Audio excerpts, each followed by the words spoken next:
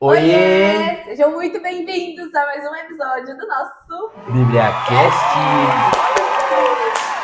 E hoje é dia, gente, da gente ir lá para 2 Samuel, continuar o reinado, mais não, né? Porque no episódio anterior a gente viu a queda de Davi do reinado com um golpe de estado aí do seu filho Absalão. E agora a gente vai ver a continuação dessa história, né? Então hoje vai ser dia de lermos 2 Samuel 16, 17 e 18. E depois, no final, a gente vai fazer a nossa análise, né? Ver um pouco mais de uma visão diferente, vamos dizer assim, sobre tudo que está acontecendo com o reinado de Davi e trazendo para os dias de hoje, né? O que a gente pode aprender com tudo, tá? Então, abre sua Bíblia aí em 2 Samuel 16 e fica com a gente até o final. Davi havia acabado de passar pelo topo da montanha quando Ziba, empregada na casa de Mefibosete, veio ao seu encontro. Ele trazia 2 jumentos carregados com 200 pães, 100 bolos de passas, 100 cachos de uvas e uma vasilha de vinho. Para que tudo isso? Perguntou o rei a Ziba. Ziba respondeu: Os jumentos são para a família do rei. Os pães e as frutas são para os homens comerem, e o vinho será para aqueles que ficarem cansados no deserto. E onde está o príncipe Mefibosete, neto do seu senhor? Perguntou o rei.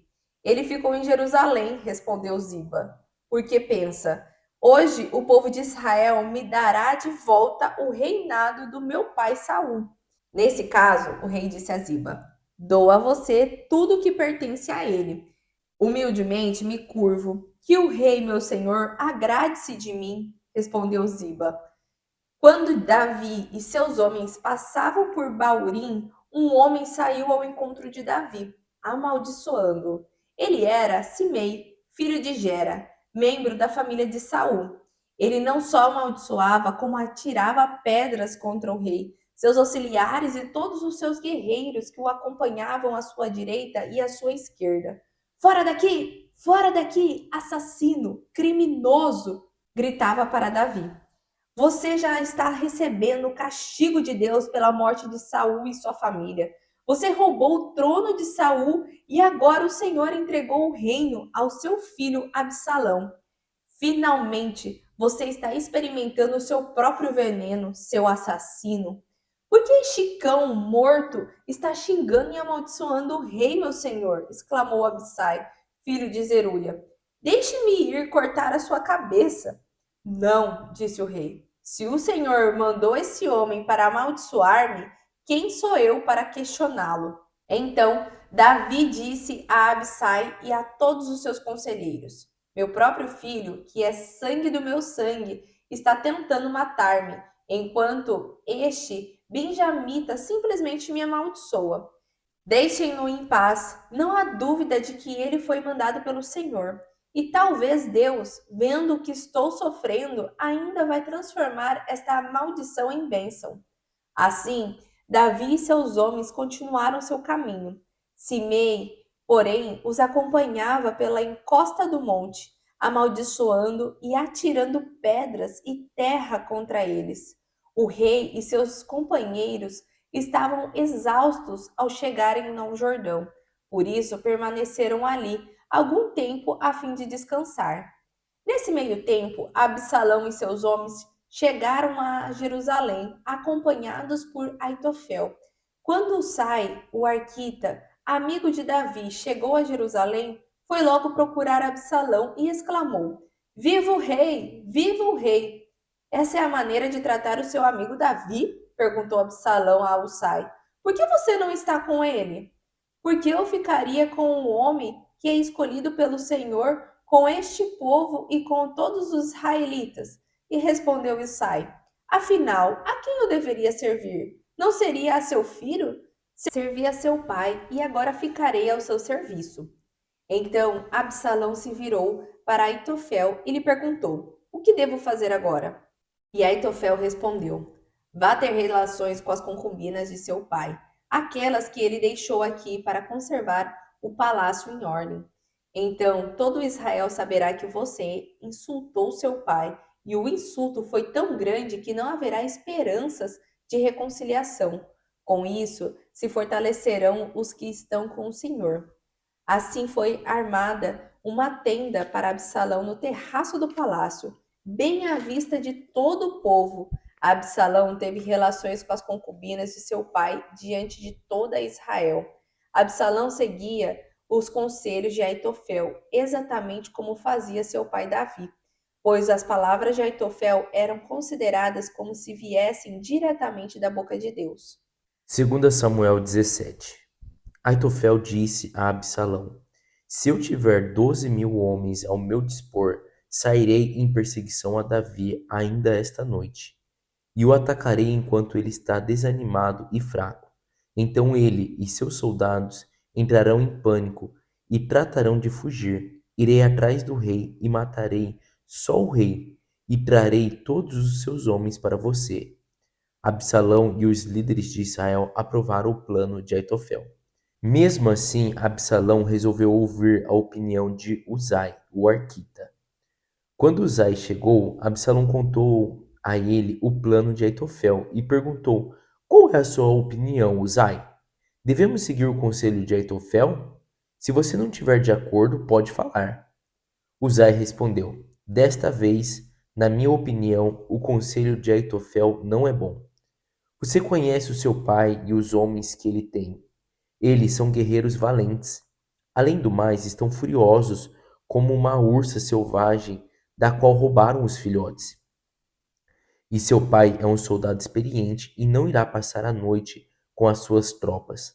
É provável que ele já se tenha escondido em alguma gruta ou caverna. E quando ele sair do seu esconderijo para atacar e derrubar algum dos seus homens, haverá pânico no meio das suas tropas e os seus soldados começarão a gritar que houve matança no meio do exército de Absalão.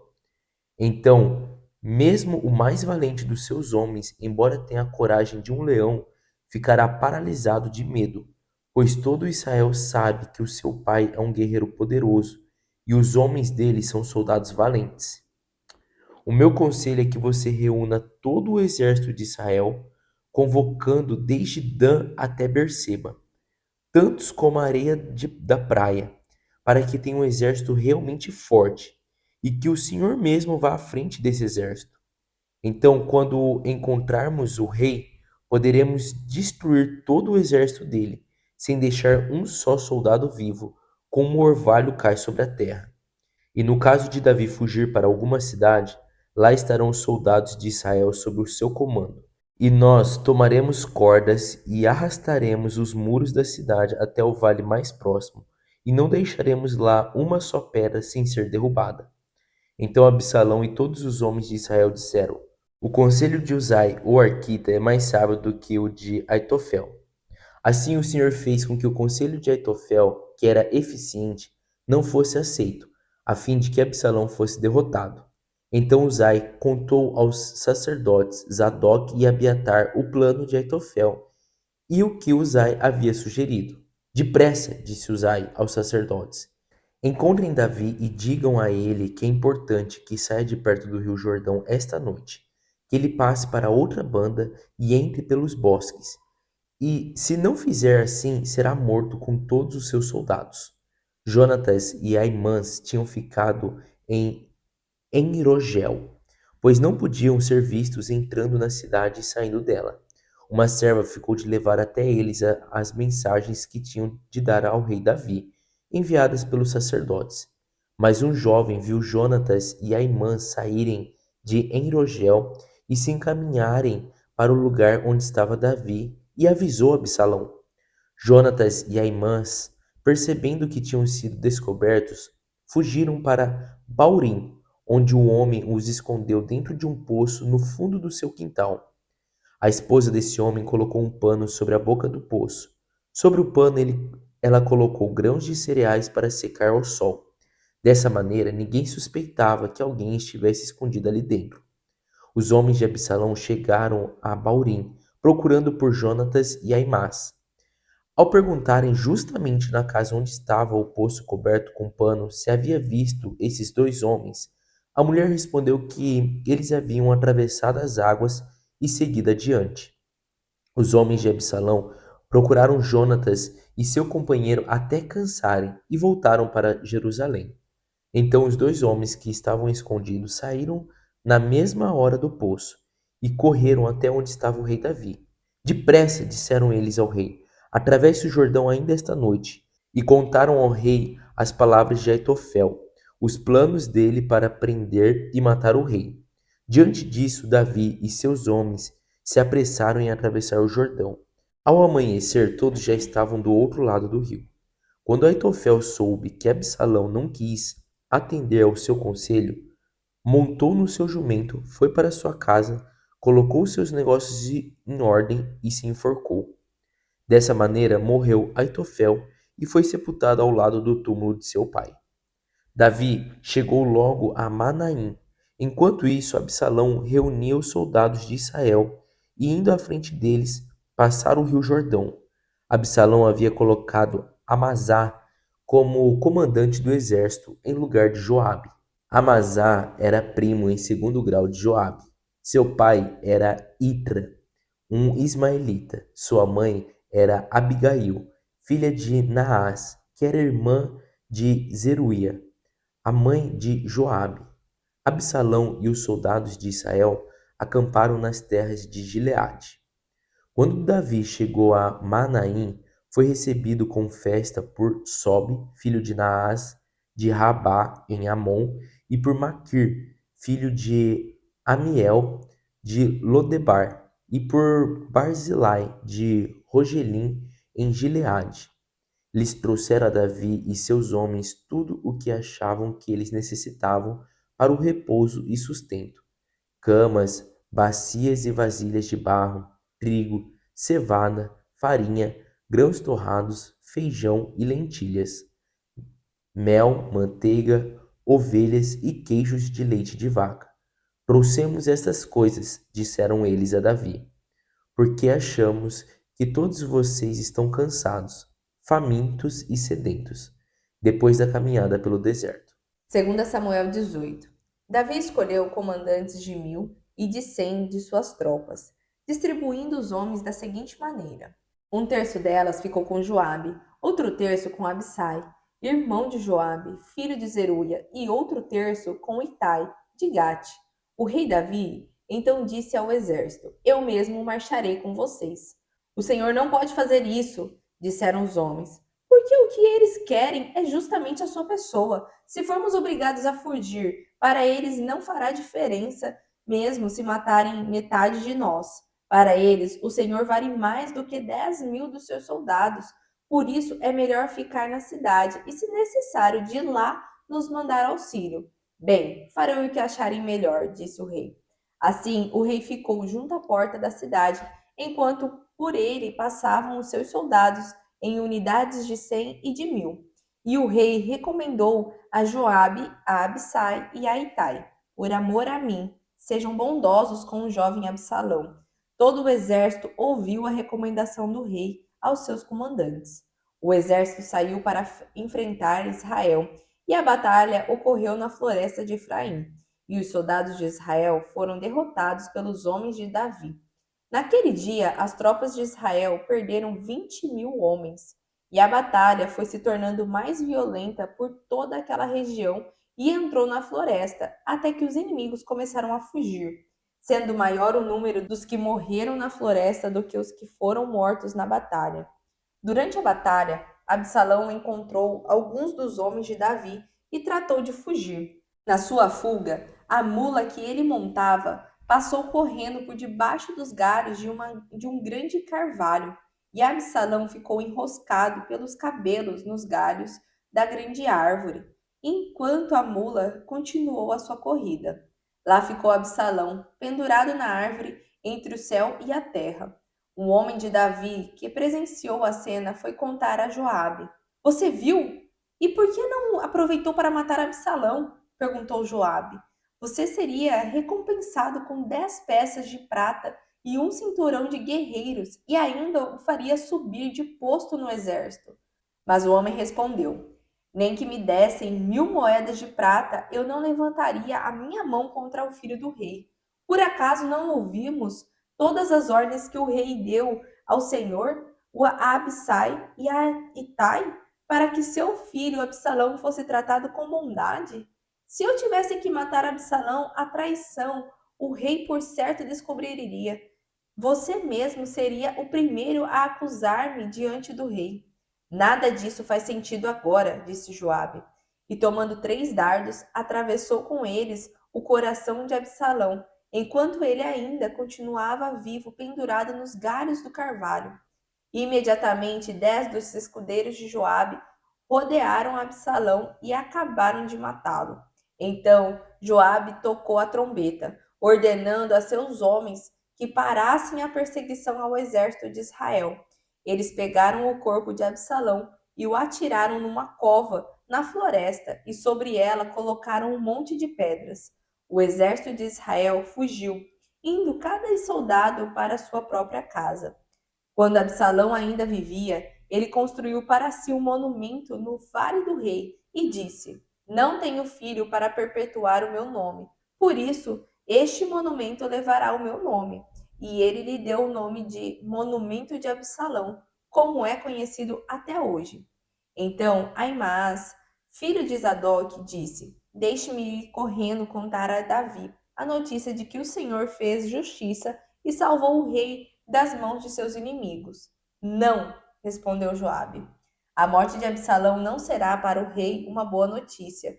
Não é ele o seu filho? Não quero que seja você a levar essa notícia.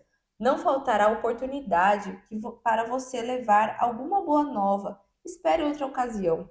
Então Joabe chamou um homem da Etiópia e disse: Vá e conte ao rei o que aconteceu aqui. O homem inclinou-se diante de Joabe e se pôs a correr. Mas Ahimaás, filho de Zadok, implorou a Joabe: Por favor, deixe-me ir também. Por que você também deveria correr, meu filho? Perguntou Joabe. Você não receberá nenhuma recompensa pelas notícias. Eu sei, mas mesmo assim deixe-me ir, por favor, insistiu ele. E finalmente, diante de tanta insistência, Joabe disse: Pois bem, vá.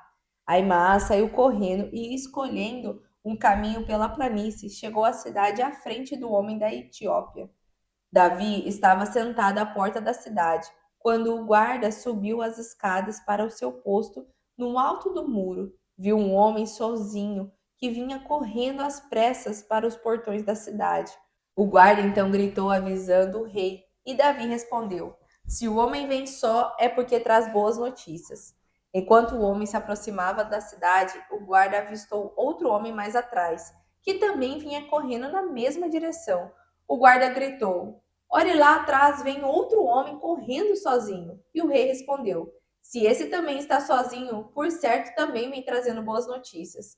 Pelo jeito de correr, o primeiro homem parece ser Ahimaás, filho de Zadok, disse o guarda. Ahimaás é um bom homem, respondeu o rei. Certamente ele traz boas notícias. Então Ahimaás aproximou-se do rei e o saudou e, curvando-se diante do rei até o chão, disse: Bendito seja o Senhor, o seu Deus, que destruiu os rebeldes que se levantaram contra o rei, meu senhor. E o jovem Absalão? Perguntou o rei. Como está ele? Tudo bem? Ahimaás respondeu: Quando Joabe me mandou para cá, havia um alvoroço por lá, mas não fiquei sabendo o que realmente estava acontecendo. Espere aqui ao lado, disse-lhe o rei. E Ahimaás ficou esperando. Então o homem da Etíope se aproximou e disse: Tenho boas notícias para o rei, meu senhor. Hoje o Senhor o livrou das mãos dos que se revoltaram contra o rei. Hoje ele o livrou das mãos dos seus inimigos. E quanto a Absalão, meu filho, que notícias me traz? Ele está bem? Perguntou o rei. E o homem respondeu: Quem dera que todos os inimigos do rei, meu senhor, e todos os que se levantam para fazer-lhe mal estivessem como está o seu filho Absalão. O rei entendeu as palavras do mensageiro, saiu às portas da cidade, foi para o seu quarto e desabou a chorar e clamava: Meu filho Absalão, meu filho Absalão, se fosse possível, eu daria a minha vida pela sua. Ah, Absalão, meu filho, meu querido filho. E assim finalizamos a nossa leitura de hoje, essa leitura aí de alvoroço, né? Entre pai e filho, minha gente, entre pai e filho. Começa com Absalão sendo rei e termina com Absalão sendo morto. morto. Exatamente. E recapitulando aí um pouco de tudo que está acontecendo, né? A gente já viu nos episódios anteriores de que Davi havia pecado, né, contra o Senhor quando ele cobiçou e se deitou com Batseba, mulher de Urias, que era um heteu lá, e ela engravidou de Davi, né? E isso, ao ver da sociedade toda, era certo porque o rei podia se deitar com outra mulher. Porém, Davi fez as escondidas do marido dela e matou o marido dela também, já que o marido não se deitou com ela para fingir a gravidez, né? E tudo mais. E fazendo isso, tentando fazer tudo à escondida e errando, né? Deus passou uma palavra para ele, né? Por meio de Natan, que foi o profeta para Davi, né? Exato. Contando a história lá do carneiro, que tinha um servo que só tinha um carneiro, e tinha um outro que tinha uma vastidão de carneiro, e quando teve uma visita, né, o homem rico, do que matar um dos carneiros que ele tinha ali, que tinha vários, foi e matou do homem pobre, que só tinha um. E aí, né, resumindo a história, Davi até se irou, tudo mais, e falou, meu Deus, tinha que matar esse homem e tudo. E aí Natan virou e falou, esse homem é você, mas Deus vai poupar a sua vida e vai fazer com que a sua casa se vire contra você entre si, né? E aí ele falou, né, que você traiu a escondida, porém você vai ser traído à luz do dia, as pessoas vão ver. E aí, o que, que acontece? Na nossa leitura de hoje, né? A gente viu isso, né? Ele já foi traído pelo filho, né? Ali no capítulo 16 que a gente leu, era a ascensão ali de Absalão como rei, né? E depois, indo lá, o conselheiro do rei Davi, né? Dar os conselhos a Absalão, e Absalão acatou, né? E um dos conselhos foi: deite-se com a concubina de seu pai. E aí ele foi e fez uma tenda em cima lá do palácio de Davi para todo mundo ver ele tendo relações sexuais, concretizando, né, a profecia que Natan tinha dado para Davi de que ele seria traído à luz do dia e todo mundo iria ver. Então, né, Se cumpre, né? ele está cumprindo o trem. Uma coisa que eu achei muito legal ali do capítulo 16 é que conta, né, a parte que o rei tá indo, né, o Davi está indo, fugindo ali de Jerusalém, e aparece Simei, né? Ele fala desse rapaz aqui chamado Simei, que começa a amaldiçoar o rei e jogar pedras, né? E é muito legal o jeito que Davi se posiciona referente a isso, né? Eu acho muito legal, porque ele fala, é, lá no versículo 11, fala: Então Davi disse a Absai e a todos os seus conselheiros: Meu próprio filho, que é sangue do meu sangue, está tentando matar-me, enquanto este benjamita simplesmente me amaldiçoa. Deixe-no em paz, não há dúvida de que ele foi mandado pelo Senhor. E talvez Deus, vendo o quanto estou sofrendo, ainda vai transformar esta maldição em bênção. Achei legal o posicionamento, né, Posicionamento, de né? Davi. Tipo assim, os caras já queriam matar Esse Simei, esse Simei, né? E ele fala: Não, deixa. Se meu filho, que é sangue do meu sangue, me traiu, o que é esse rapaz, que né? tá só me amaldiçoando. E é legal o ponto de vista dele, né? Fala assim, tenho certeza, tipo, que pode ter até sido Deus mesmo que mandou esse rapaz, e espero que essa maldição vire em bênção, né? Às vezes a gente escuta também maldição, sente, às vezes, né, uma energia ruim, Pesada, pesada de né? alguém, mas você vê que isso não incomoda Davi, né? Eu acho legal isso. Ele até fala, né? Espero que Deus faça dessa maldição uma bênção. Transforme ela, né? Exatamente. E a gente vai ver no próximo capítulo. Vai ter uma continuação ainda com Davi e Simei, né? Vai ter ainda uma partezinha aí que a gente vai ver sobre eles. E outra coisa bacana que a gente pode ver no 17, que aconteceu realmente aquilo assim, que Davi já estava meio programando, né? De Uzai. Lembra que a gente leu nos episódios anteriores Aham. que Uzai queria ir com Davi. E Davi falou: não, voltem. Volta Uzai, volta os sacerdotes Zadok e Abiatar. Voltem e fiquem lá. Eu prefiro que vocês fiquem lá. E olha que legal, né? É uma sabedoria que Deus deu para Davi. A gente não pode falar assim, ah, tipo, nossa, Davi foi, Estratégia. né, um gênio. Mas a gente tem que entender que foi uma sabedoria de Deus mesmo para Davi. E manda, né? E fala para voltar. E o que acontece? Acontece realmente ali que Uzai é usado, né, por Deus. Ele dá ali uma ideia para Absalão que parece ser extremamente, né, bem melhor, maravilhoso. E Contrariando Aitofel, né? exatamente. E era uma ideia muito, tipo assim, manda todo o exército de Israel atrás. Então, tipo, parecia realmente ser uma ideia brilhante, né? E Absalão atende a ideia e acontece, né, o que a gente acabou de ler, que indo todo o exército de Israel, não era só um pouquinho do exército, Absalão morre e o exército já fica com medo. A gente vê que Davi e a floresta, né? É muito legal da gente deixar isso bem claro. Davi e a floresta venceram a guerra. A gente E vê mais homens morreram na floresta do que na guerra. exatamente no capítulo 18, versículo 8, fala: E a batalha foi se tornando mais violenta por toda aquela região e entrou na floresta, até que os inimigos começaram a fugir, sendo maior o número dos que morreram na floresta do que os que foram mortos na batalha. Então a gente tem que colocar isso muito, né, deixar bem sublinhado isso. Que quem ganhou a guerra foi Davi e a floresta, ou seja, Deus. Deus junto com exatamente. Davi. Assim como o Davi sempre lutou desse jeito, né? Nas batalhas que ele ganhou. E só fazendo um adendo, né? Voltando um pouquinho sobre o conselho, né? De Usai.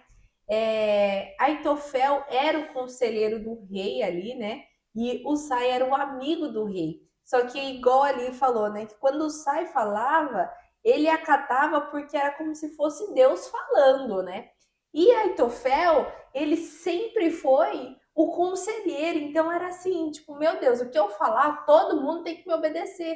E nesse momento, ninguém obedeceu a Aitofel, né? E teve aqui essa passagem no 17 falando que como Aitofel foi contrariado, o que ele fez? Ele arrumou tudo e se enforcou. Então ali traz uma mensagem para a gente também vigiar sobre nós, sobre até onde vai o nosso ego, o nosso orgulho, sabe? Às vezes sim a gente vai ser contrariado, mas, gente, não é por uma contrariação sua que você vai, tipo, cair o mundo, você vai perder todo o teu valor e aí vai ser perigoso você se matar porque, nossa, que valor agora eu tenho? Não é assim que funciona, né? E aí Tofel se sentiu desse jeito. Já que o papel que eu tenho aqui para fazer, que é o conselho, ninguém tá me recebendo, foi a primeira vez, eu vou me matar. E aí ele se matou, né? Então, esse é um adendo que eu achei muito importante sobre essa leitura também que a gente acabou de fazer. E eu acho que para finalizar a gente vê no 18, né, que mesmo aí Davi sendo traído pelo próprio filho, mesmo você vendo que os soldados de Davi estavam com raiva da traição, mas Davi não deixou que isso é, Anulasse, né, o ser isso pai. de ser pai, né, o amor que ele tinha do pai pelo filho. Então ele queria vencer a guerra, lógico, ele não era uma coisa que ele não queria, mas ele não queria que o filho fosse morto. Então, tipo assim, a gente entende que, pô, ele queria que as coisas se resolvessem, que ele voltasse a ser rei, mas que o filho fosse mantido vivo. Só que a gente vê claramente também durante a leitura que os soldados estavam irados com a situação, né? Os soldados também se sentiram traídos. Então ali houve, né? Mataram Absalão, foi os soldados que mataram e não obedecendo a ordem que Davi já tinha dado, que era para cuidar de Absalão. Então a gente termina o capítulo 18 vendo ali realmente uma tristeza no coração de Davi ao saber que o filho foi morto. Exatamente. E aí a gente continua mais histórias, né, sobre Davi, sobre o reinado dele, porque olha, esse reinado já deu muito pano na manga, e desde o início, ungido, e já não foi logo de cara que ele virou rei, ele foi perseguido pelo rei atual, e depois que entrou, aí teve um outro filho que deu golpe de estado, então, gente, olha, e mesmo assim que aconteceu, ele continuou temente ao Senhor. Então, assim, é muito importante a gente entender, né, a história toda, porque é muito comum a gente saber da história de Davi só do Golias lá e virou rei ungido do Senhor, mas e o todo, né? É aquele negócio, às vezes a gente só sabe da manchete, né, da notícia, mas e a notícia inteira, né? Por isso que parabéns por você estar aqui, parabéns por você estar assistindo esses episódios, lendo junto com a gente, se aprofundando mais, né? Porque conhecimento é poder, né? E nesse poder você vai aprendendo com cada conduta que Davi tem, né? Davi não era perfeito. É isso que eu gosto muito de deixar claro para nós todos, né? Que a perfeição não está aqui, não é o perfeito que Deus deseja, né? Mas sim o coração aquebrantado buscando a perfeição. Não que, nossa, Deus não deseja o perfeito, então eu posso continuar aqui desse jeito e Deus vai me aceitar. Não. Deus ama que a gente busque a Ele, busque melhorar. Mas Ele não quer você só, tipo, 100% perfeito. Porque 100% perfeito você nunca vai ver algo que Deus possa agir na tua vida, sabe? Então, vigia bastante isso. Toda leitura que você fizer da Bíblia, sempre olhe e fala o que eu posso aprender com isso nesse momento, o que isso pode me acrescentar, Espírito Santo, na minha vida hoje, sabe? Porque acho que esse é o livro mais velho, mais novo, mais vivo que existe, é a Bíblia. É o melhor condutor, assim, de caráter, de postura que a gente pode ter. E quanto mais a gente aprofundar e mais a gente colocar ela em prática na nossa vida, mais a gente vai conseguir ter paz de espírito, que é o que a gente consegue estar te ensinando também no Ouvintes da Fé. E caso você não esteja no Ouvintes da Fé, o link está aqui abaixo. Ele está com 30 dias grátis para você, para sua primeira inscrição no Ouvintes da Fé. Ele é um canal pago, tá? Ele é uma mensalidade, assim como o Netflix é, o Ouvintes da Fé também é. Porém, ele está sendo dado para você durante 30 dias, para você entrar, para você aproveitar, aprender mais esse caminhar em fé, tá? Então você vai entrar, vai clicar aí nesse link, vai fazer todo o seu preenchimento, vai preencher o cartão, mas não vai ser cobrado, tá? Fica tranquilo. E aí, eu quero que você desfrute desse ambiente, né? Aprenda. E caso você queira continuar com a gente, deixa seu cartão lá, que daí vai ser cobrado e você vai continuar conosco desfrutando de mais conteúdos, tá bom? Mas enquanto isso, a gente também tá aqui no BíbliaCast e a gente vai estar também amanhã no próximo episódio, tá bom? Um beijo, tchau! Tchau! Oiê! Parabéns! Você concluiu mais um episódio do nosso BíbliaCast. Aqui do lado já deixei o quê? O nosso canal para você estar se inscrevendo e aqui abaixo o sininho para você já deixar ativado e ser notificado sempre quando a gente lançar o próximo episódio. E o próximo episódio já está aqui também para você estar assistindo e crescendo cada vez mais espiritualmente, viu? Então vai lá, já clica aqui e já assista o próximo episódio. Nos vemos!